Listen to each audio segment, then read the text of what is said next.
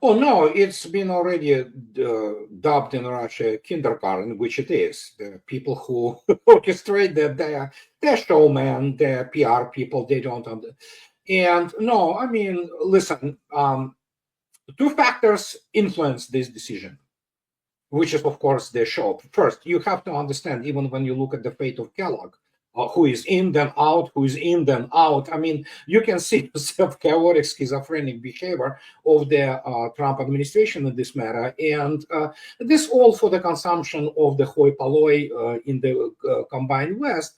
But the point is two factors influence this, well, idiotic decision, because nothing is going to come out of it, as Zakharova and Mr. Kosachev stated, you know, what you can say whatever they want, there will be no ceasefire. I mean, I don't know how many times Vladimir Putin or Sergei Lavrov have to repeat the same thing, but yeah, these people, as I already say, kindergarten.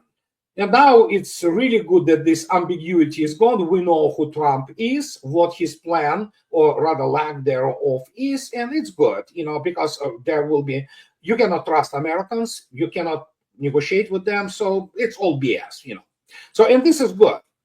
So, but the point is there are two factors. First, Russians demolished, finally, you know, finished off the whatever was left in Kursk area. So the Kursk is being liberated. Sudzha is liberated today, so it's over.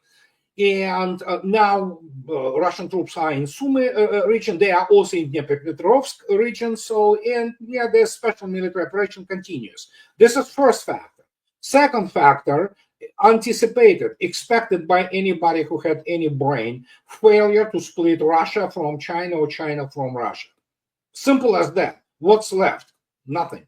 So what can they do? Well, they can do what they do, PR, you know, get their, well, basically a neo-Nazi regime head and, you know, sign some kind of BS paper with him. And sure, as Mr. Kosachev and Maria Zakharova stated, the only decisions on Russia's actions are happening in Russia.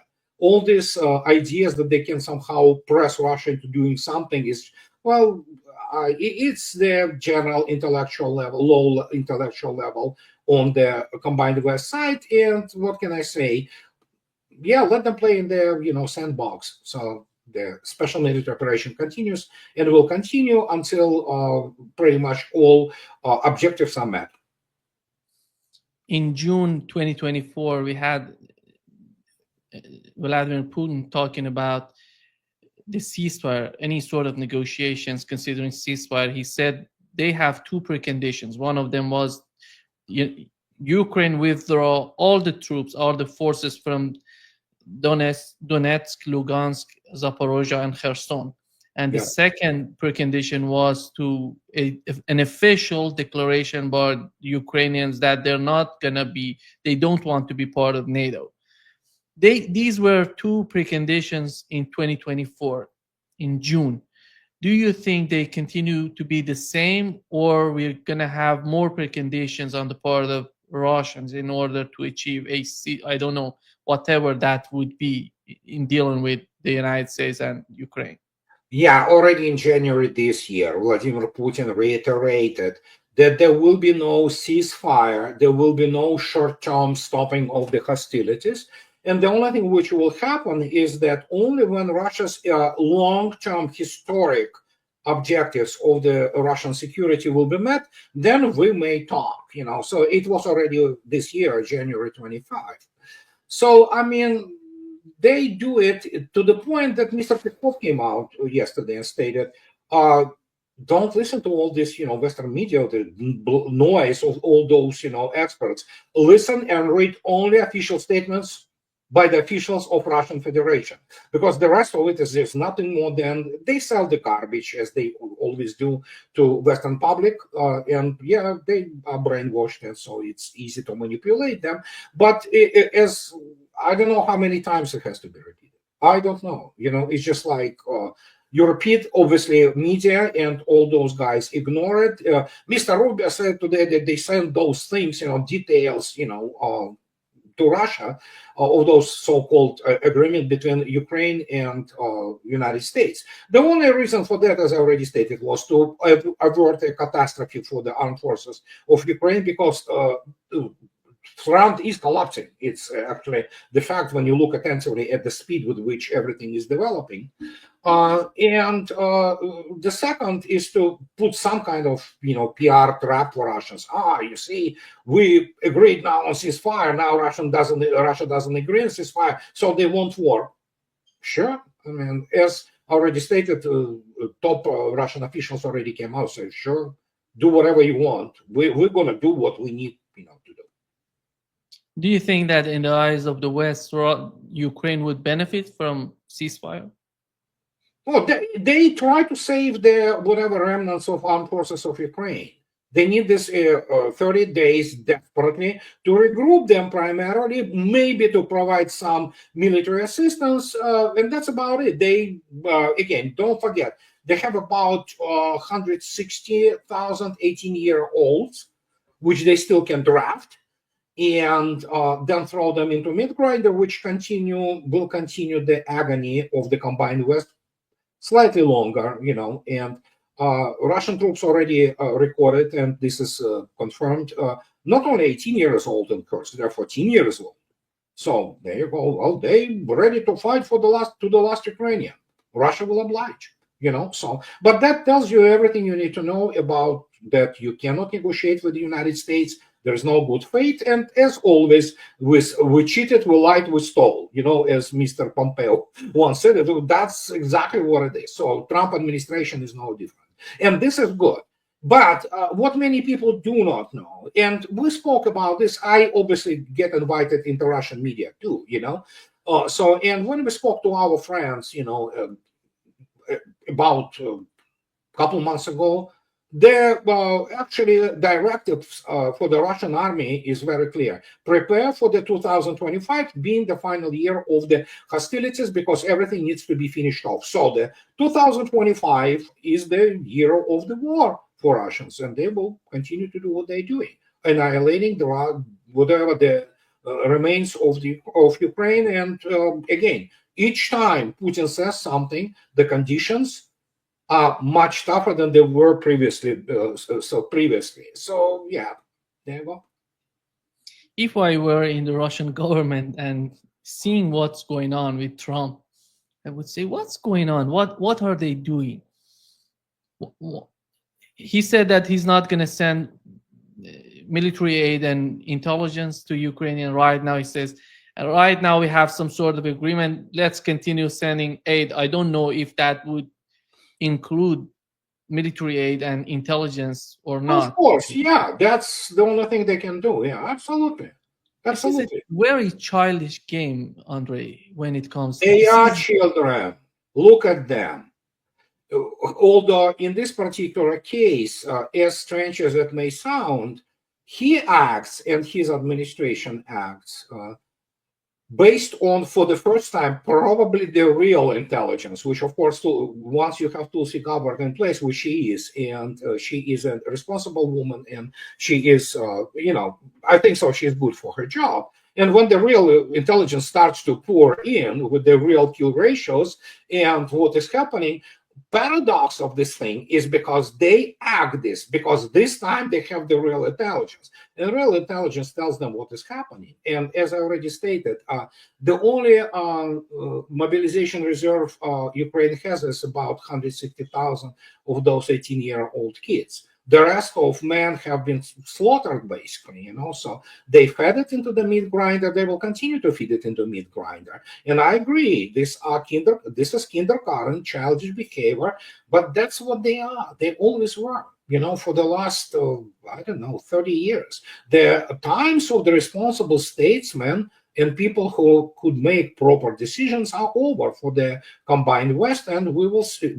Listen, when we talk about that the West is over, it's not like because we are doing it on a whim or we want to say it. I mean, all indicators are in place, and practical actions and actually events, they prove it unequivocally. So there you go. Yes, kindergarten, that's what it is. Gotcha. I put so okay, sure. What's interesting is that they have negotiated. It seems that the way that Kaya Kallas and Ursula von der Leyen together with Macron is just reiterating what Marco Rubio said on their social media. It seems that they know what has happened in the meeting between the United States and Ukrainians, which should be the case for Russia. They have to transfer the information to Russia. Which so far Peskov said they didn't receive the details of the talks. Yeah. What are they trying to do, Andrei? We had some sort of differences between the Trump administration and Europeans. What are they trying to do right now, in your opinion? Well, I mean, do not forget, I quote Mr. Putin. First, Europe is irrelevant.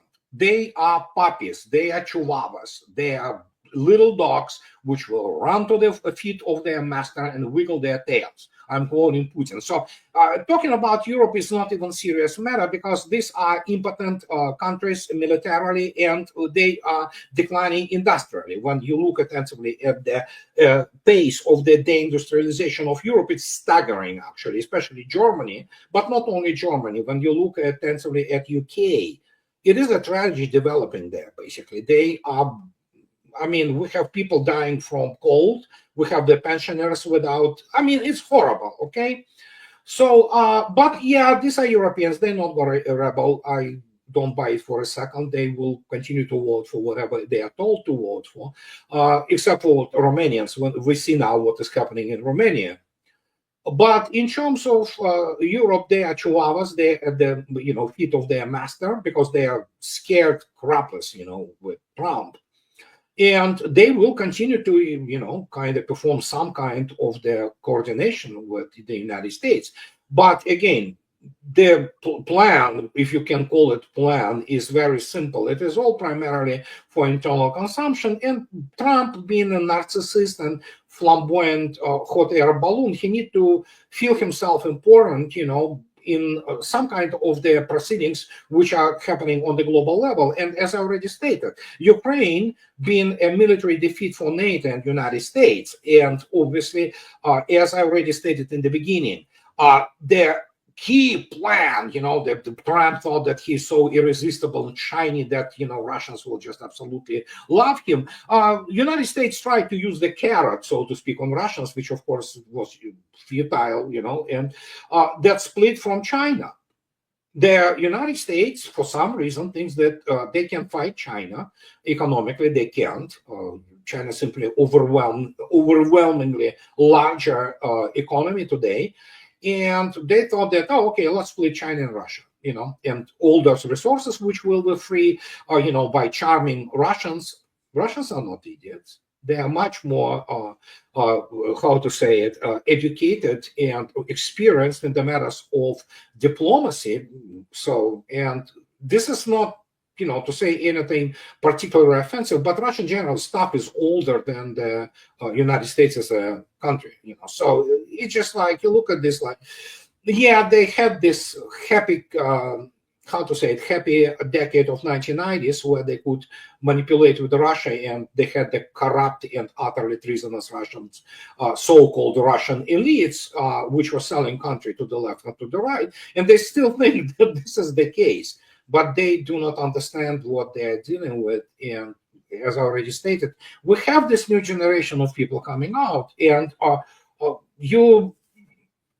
I speak about this in my today's video, which is coming up after we're done. Look and listen to what DouglasMacgregor and Tucker Carlson speak about, today or yesterday, rather. About this whole situation. You will hear some horrendous things about the United States. And then, of course, our good friend Larry Johnson and Judge Napolitano, they spoke to Mr. Lavrov and Maria Zakharova almost at that, if you wish, so to speak. So it is all on YouTube now. And what can I say? It's in many respects should be a revelation for people who still continue to use unfiltered, primarily propaganda from the establishment media. So, and it's those are very important, so to speak, media events, and they explain a lot about what we're dealing with in terms of the modern American elites. And yeah, It's just horrendous. Those guys are kindergarten, but they are very nasty kids, so. Here is what, Andrei, here is what Marco Rubio said when he was asked about the security guarantee that they can offer for Ukraine. Which is something that there has been some reluctance for the administration to elaborate on. Have you? Yeah, just the point. No, the point to understand is that we're looking at is securing their long-term. What we want to see, like any country in the world, Ukraine wants their long-term security. They want to make sure that this doesn't happen again. We all do. What is the point of spending all this time to get a ceasefire, hopefully, and then a negotiated end of the war, only to see it re-spark up again in about 6 years, 4 years, 3 years? No one's. We're not interested in that, and they certainly aren't either. So I think the question really is more about a deterrence. Can Ukraine create a sufficient deterrent against future aggression, against future attack, against future invasion? Because every country in the world has a right to defend themselves, and no one can dispute that. So that will most certainly have to be part of the conversation. But again, I don't think there isn't a peace to secure until you have a peace. But there's no way to have an enduring peace without the deterrence piece being a part of it. yeah. Do you understand what sort of deterrence he's talking about? Well, yeah, it's a thinly veiled, basically explanation that the United States wants to, for some years, rearm whatever is going to be left of Ukraine, and actually use it as the ram against Russia, which I repeated ad nauseam now, even when the Trump administration came to power. And I love internet; it holds the records. That United States remains the existential enemy of Russia. Even Mr. Lavrov stated that when speaking to Judge and Larry, that there were very little in common now with the United States and Russia. So yeah, it's all about preserving some kind of what is called Platzdarm, the stronghold, if you beachhead, if you wish, to pump it with eventually weapons and Nazis and terrorists and use it against Russia. That's what it is. So that's just euphemisms, that's what they do. They BS, they use all those, basically bird speak, if you wish, to cover up what Russians know. Russians are not idiots. And that is why, as already Russian establishment, or political establishment, top political establishment reacted, there will be no ceasefire until Ukraine is completely demilitarized and conditions are known. And some, even during the Istanbul meetings in 2022, it was very clear. At that time, Russia said, "Oh, you may have 70,000, armed forces, lightly armed." I don't think so. There will be armed forces of Ukraine, even whatever Ukraine will be left with, So, and essentially, it's a rumor, but essentially it's kind of very solid rumor that, in the end, Russia will have the bases in the Black Sea coastline, means Odessa and Nikolaev, and and as I already stated, Russians are in Kharkov area oblast now, they are in Dnipropetrovsk oblast, and they are in Sumy oblast. There you go. So Rubio obviously trying to be as public. Obviously, Western media, who are nothing more than propaganda outlets, though they're media whores, literally, because they, there's no law they cannot stoop to. They will continue to spin that. But reality is, as I already stated, it's as Mr. Kosachev stated, all negotiations are happening on the front lines, period. As I constantly repeat Joe in line, famous rephrasing of Clausewitz and dictum that, diplomacy is the continuation of the war by other means. And in this case, the foundation of Russian diplomacy are operations by Russian armed forces, which obviously destroyed not just Ukraine. Many people still do not understand. It is war between NATO and Russia. Trump had the chance to disown this war. He didn't. It's his war now. It's America's war, and it continues. Today, I talked with Ray McGovern together with John Helmer. Both of them were agreeing on that the security guarantee should be given to Russia, not Ukraine, because this war is the outcome of what has happened considering NATO. However, but if in case of that sort of attitude, do you think that would be a neutral Ukraine forever, and just the way No. that demilitarizing, disarming, how is that going to work in your opinion? Well, essentially, as I already spoke about this rumor, so to speak, Russia will essentially rebuild political system in Kiev. Whatever will be left, there will be some, little bit of oblast, if you wish, regions which will be left under direct, so to speak, Kiev's control. They will redo the political system in such a way that it is both,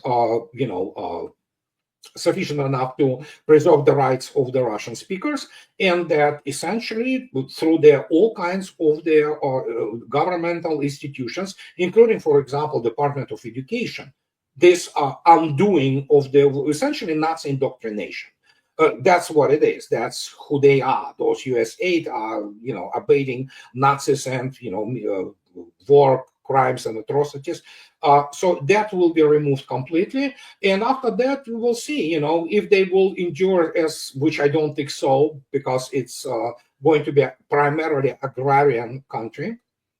And while whatever will be the Black Sea coast and like Kharkov, which is traditional Russian city, including, and Dnepropetrovsk, former Yekaterinoslav. And Novorossiya. Putin uses this term Novorossiya non-stop. But because, they are morons in State Department and in media, in this, establishment media, they don't even understand significance of that. You go, and I did even the video on that. You go and look up what Novorossiya is, what it was, starting from Catherine the Great. It's all in Kharkov, Dnepropetrovsk, Odessa. Putin talks about it openly. But again, those people, they do not understand anything pretty much on any issue. And that is why they continue their game, as you correctly stated, it's childish. They will continue war against Russia. But the problem is, of course, not the problem, actually. The outcome is preset or preordained already, because they don't have resources. They don't have military expertise, and they don't have resources to fight it. Andrei, to my understanding, correct me if I'm wrong, even just not considering the eastern part of Ukraine, right now is on Russia, NATOvsRussia, as you've mentioned. The western part of Ukraine, considering the western part, there is a lot of people who speak Russian. Am I correct? Well, no, the western part, just to give you example, yesterday actually, Peskov stated, what Ukraine, he said, what is being done to western part is purely Ukrainian internal affair, and he was talking about this when speaking about the Polish, basically plans on what historically are their lands. So, and as already stated, when Mr. Naryshkin invited Polish, and Hungarian historians to talk about the legitimacy of Ukraine for those what Poles know as the Vostochny Kresy, Eastern territories.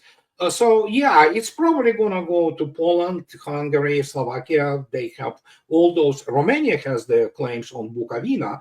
So it's it's a very interesting dynamics, but Russians are not going there. There are people there which are culturally very different. They are primarily of the Catholic and Protestant faith. They many of them hate Russians, and they do not speak Russian much there. There's a lot of, albeit, let me put it this way, there is no worse enemy of Russia than Russian people from the eastern part who identify themselves as Ukrainians, so to speak, which is correct, and that's what we're observing right now. Andrei, here is a part of the talks that you've mentioned between Sergei Lavrov and Larry Johnson and the judge. Here is what he said, considering the interest of the United States together with Russia. We want normal relations. Normal relations in the sense that the foundation of the American foreign policy under the Trump administration is national interest of the United States. This is absolute and without any discussion. But at the same time, we understand that other countries also have their national interests. Right. And those countries who have their national interests and don't play into the hands of somebody else's interest, right, we are ready to have serious discussion. It is very well understood, they told us, that countries like the United States and Russia would never have their national interests the same.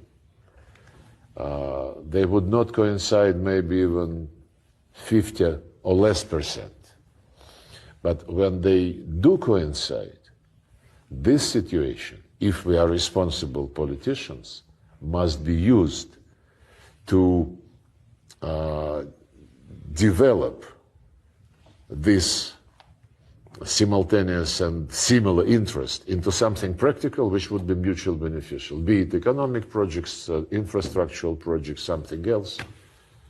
And then another message went, but when the interests do not coincide and contradict each other, again, this is then the responsible countries must do everything not to allow this contradiction to degenerate into confrontation, especially military confrontation, which would be disastrous for many other countries. Right. Yeah, he's talking about the national interest to be the foundation of the foreign policy, but we know that's missing among the European countries. Yeah. But when it comes to the United States, do you think that Donald Trump can change that? No. If Donald Trump continues, he is Biden 2. Now in foreign policy, he is Biden 2.0, but on steroids. So yeah, he has, allegedly the American interest in his heart, which is partially true.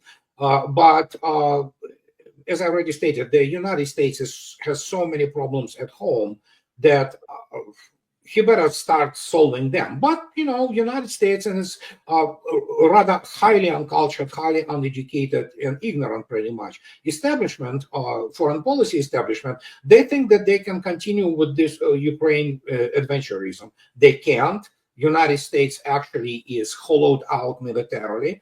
And the question is not only the purely professional problems, which I'm talking about, doctrine, other things, which is the TOE, Table of Organization and Equipment, which is that of the obsolete army. It's the whole thing, about how United States views the world, and the fact that Trump, as it turned out, doesn't understand that United States is absolutely not what he's thinking about the United States. It's like, remember Biden? We are the United States. We can do whatever we want. No, you can't.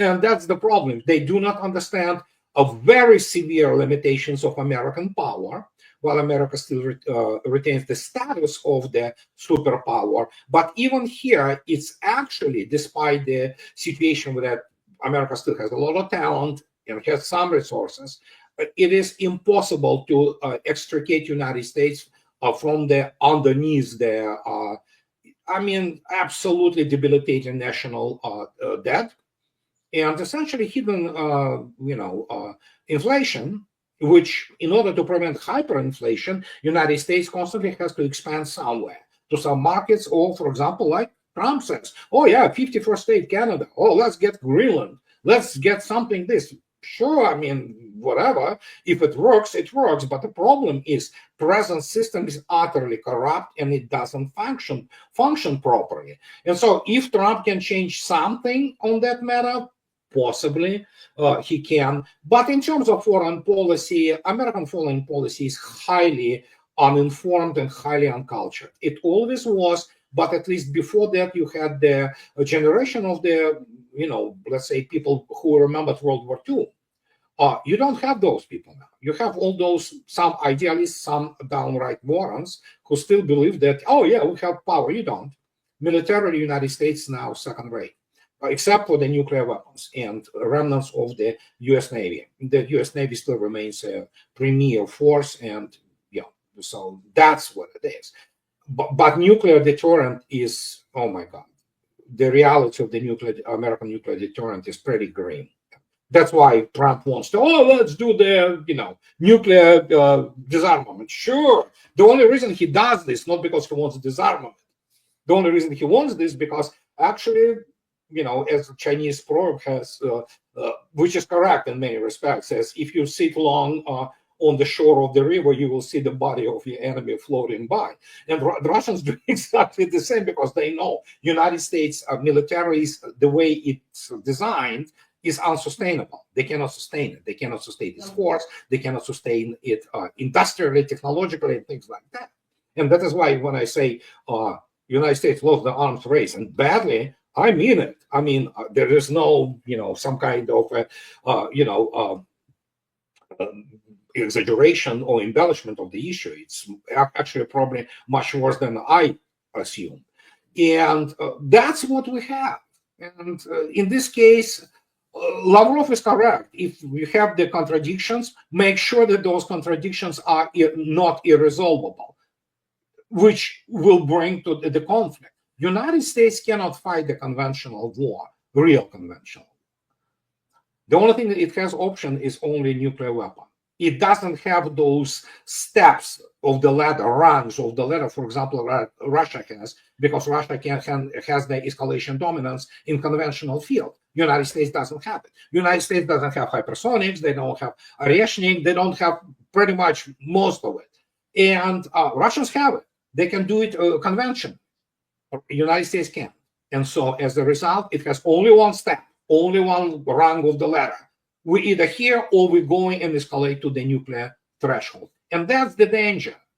And the Russians understand this danger. United States is like that, explosive device, or if you wish, as they say, monkey with a grenade, you need to treat it accurately because there are many crazies and fanatics, even in Trump administration.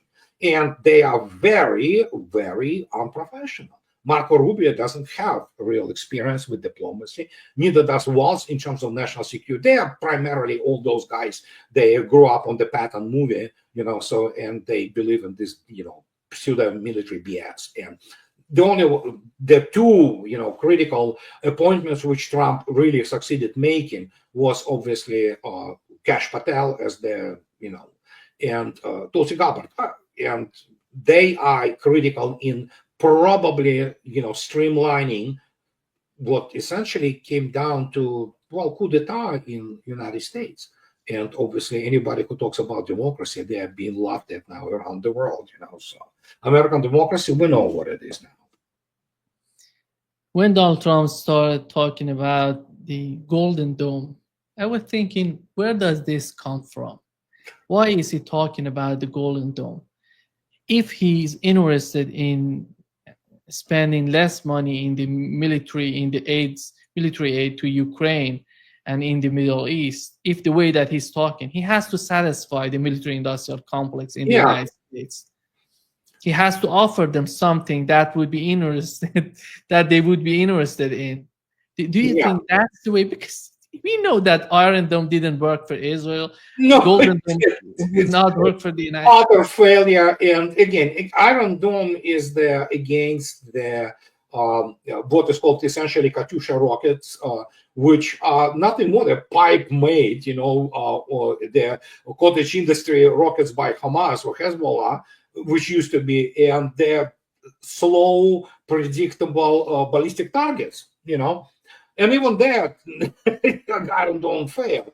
But the problem is, of course, what he's talking about. He doesn't understand what he's talking about. Remember his 2018 Super Pooper missiles? They still cannot deploy the Super Pooper missiles 7 years later.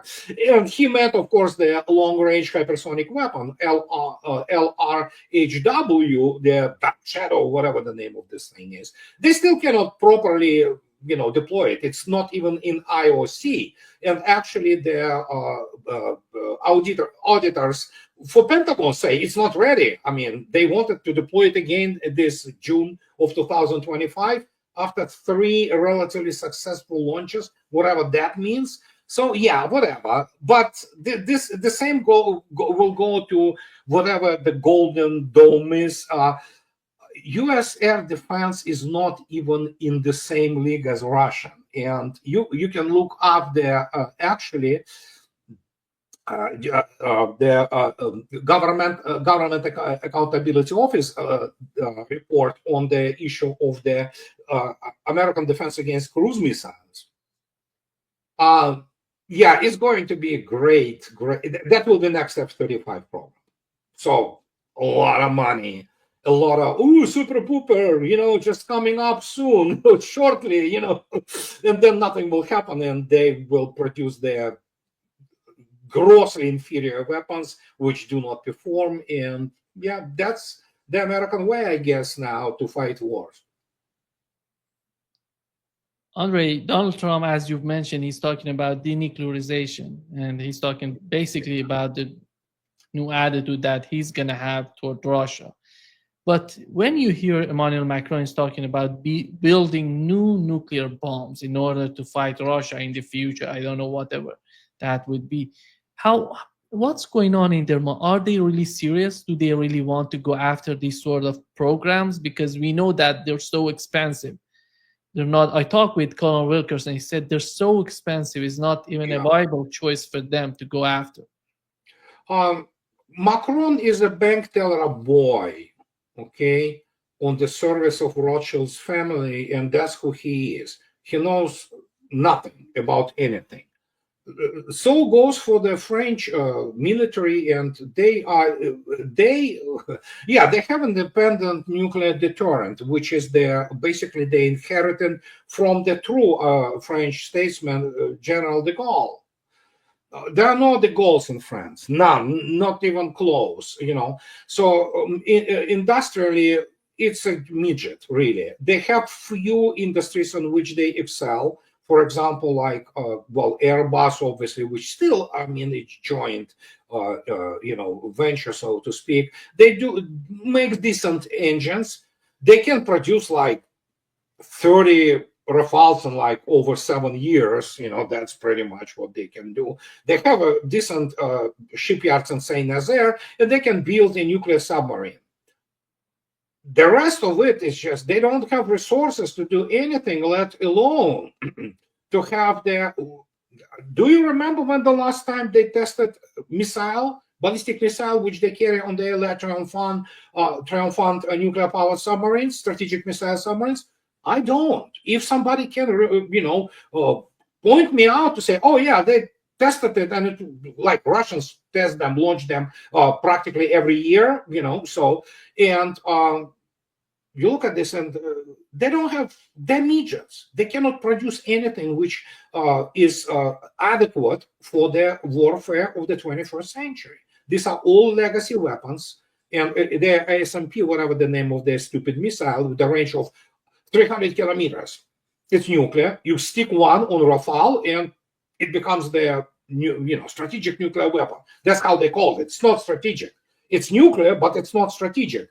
And when you look at this whole thing, I don't know what they're thinking about. And if anybody thinks that Germany can do anything about it, they are.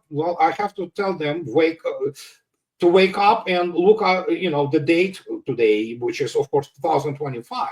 And Germany is being deindustrialized, with incredible speed. It's just absolutely mind-boggling. So, and you look at this, who else? There's nothing, UK doesn't have own nuclear deterrent. It has the platforms, but Trident 2 G5 missiles they lease them from the United States, and they cannot launch them without the United States. And so when there's a talk about denuclearization and Europe playing role, there's no nuclear umbrella in Europe. France are militarily impotent.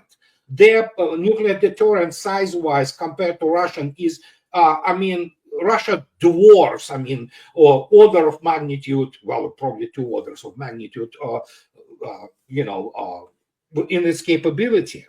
So Europe is exposed. They are nobodies, and they have to admit, and accept their fate and do what the United States tells them to do. And the United States will tell them to kill themselves because the United States needs to eat too, So that's how it works. Among the European countries, just as you've mentioned, just France has nuclear bombs, isn't it? And the other Romania, the bombs in Romania are belong to the United States. There's what they have there is the Devasalo. Devasalo is their base for their what's called Aegis Ashore.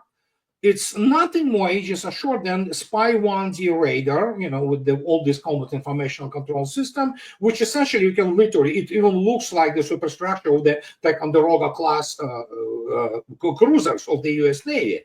You stick this,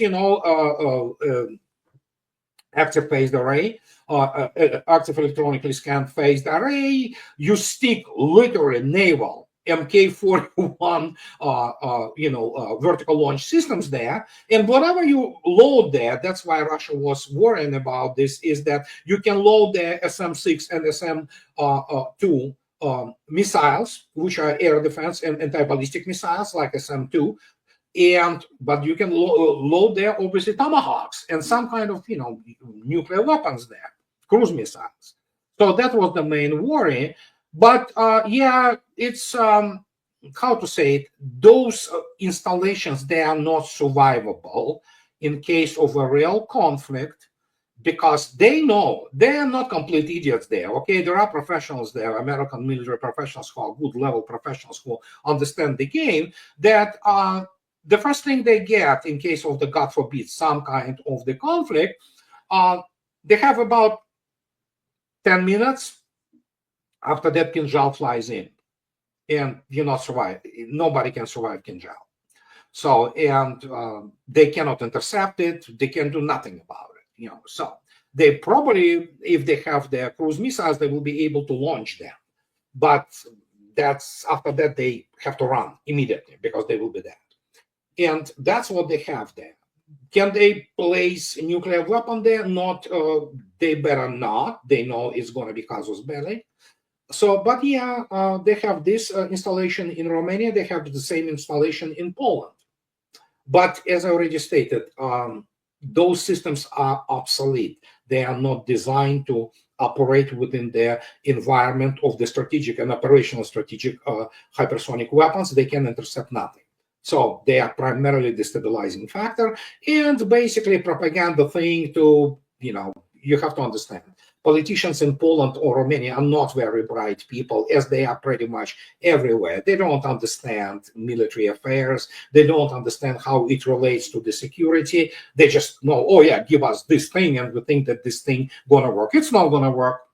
But yeah, they like to have it, and plus, it's a good business for some people, serving, having this infrastructure around, the prostitutes are very good, they're really happy about it, So it's all like that. Andrei, do you see the capability in NATO to accept that they have been defeated in Ukraine? Is there any sort of history to offer that for us? No, I mean, the people, those people, be them in DC or in Brussels or what have you, they have no integrity, honor, don't talk about it. They are basically, creeps, and they will do everything they can. The only thing they do is spin, PR, okay? Russians don't care about PR. Russians already defeated NATO, and so, what can I say? The fate of Ukraine is the fate of Europe, essentially, in the future, because they have nobody who can actually change the course. And in this case, they can spin and brainwash their people whatever they want, and especially considering the European conformism, which they love to their media. They really believe them, so British read their tabloids, Germans think as they told by, whatever, the Bild and what have you. Majority, at least, not all, but majority. So, they will be told that, oh yeah, we won. Well, they invented their offensive by running backward, So that's Ukraine went on offensive. Now where's Ukraine, So, and that's what is this all about? Spin. That's the only thing they can do. And the more they will be spinning, the more they will be requiring of the abolition of the democratic institution and democratic control. And yeah, the media, all those, Times, Financial Times, Wall Street Journal, Time Magazine, New York Times, Washington Post, they are already mean it true. We are one foot already in 1984. Eventually, they will have to close the borders and close any kind of the information coming from, for example, East, and from Russia, especially.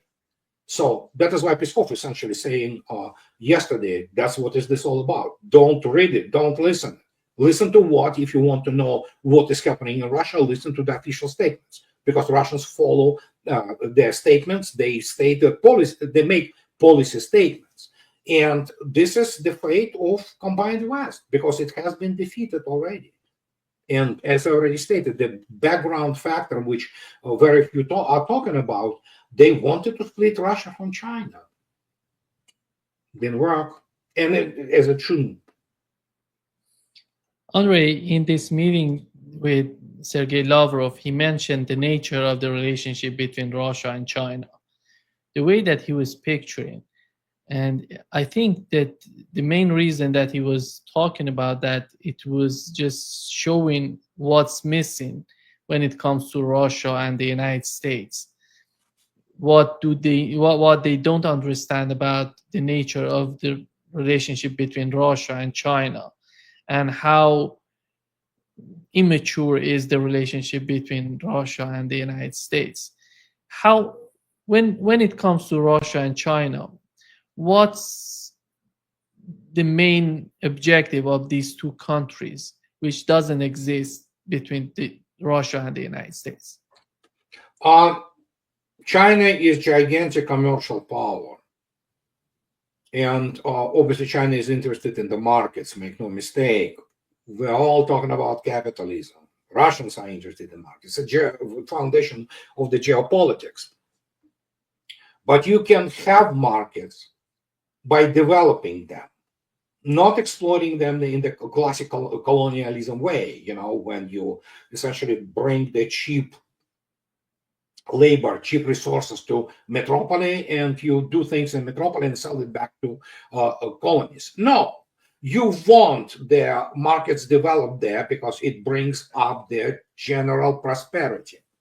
And this is what, for example, what is called today Global South understand. Because obviously, if you look at how it was developed under the combined West, make no mistake, there have been some positive. I do not want to completely discard the positive influence of the West on the rest of the world. We live in the world which was shaped by the Western civilization. Everything from mathematics to physics. I mean, obviously, some civilizations prior to that, contributed mightily. We talk about, obviously, Oriental civilization. We talk about, the initial Islamic civilization contributing, from Al-Khwarizmi, who invented algebra and things of this nature. So yeah. But their Western contribution to their modern civilization is absolutely overwhelming, from their thought to administration, sciences, arts, what have you. And we live in this world. But the problem is that the West is not the West anymore. It is basically, it's committed suicide. It is the empty husk of the used to be, and it cannot produce any more other than some garbage like unnecessary functions on the iPhone, which is still produced in China. And all those things which they thought they were leading the world, they are not leaders there anymore. And as the result, when you look at the Eurasian landmass, with the exception of Europe, China is interested in Europe merely as the market. You don't need West. It's completely self-contained system which provides energy, provides technological development, education, all kinds of things, and that is the thing which lives now in parallel. Remember Trump, which cannot allow, anybody bypass dollar. Well, what are you going to do about it? Attack China? Good luck with that. Do you want to attack Russia? See what's going to happen. And that's the whole point. Suddenly they recognize that they are beginning to be sidelined. And the question is now, do they have resources to continue to be that West which it used to be? No. They failed militarily. Militarily, its record is pathetic, with the exception, of course, that it was Western civilization, which started European civilization to devastating world wars, killing more than 70 million people, and obviously inventing things like concentration camps and industrial massacre of people, all kinds of things. And that's it. Once you created this, that's the end of the civilization, because you turned out to be nothing more than essentially vulture. And they still thought that they can live like vulture. You can't, because now you have this huge land mass with a gigantic population, which can completely on its own continue to do everything from the fundamental scientific research to space programs. Russians and the Chinese are going to build a station on the moon, and it just, you look at this like, oh my God. I made yesterday posted the video on my blog. It's in Russian, but you don't have to even know Russian. You can take a look at what Russians do in terms of rolling stock transportation. They don't need Siemens. They've been doing this for the last 20 years. It's just that nobody took note because they were so arrogant and ignorant. And then when this whole, you see, they have this curtain of reality lifting in front of their eyes, and what they see, they are in shock. But it was developing there, and yeah. So in this case, what's the role of Europe especially?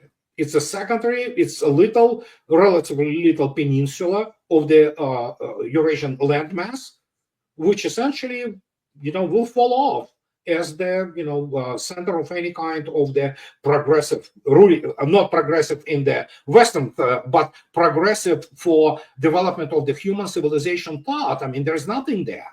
And when you look at it, it's absolutely barren land of the, basically politicians. And again, make no mistake, there is a very huge distinction between being a politician and being a statesman. West doesn't produce statesmen. They produce only childish politicians. And we saw it, with the GDAP. There you go. That's what this is all about.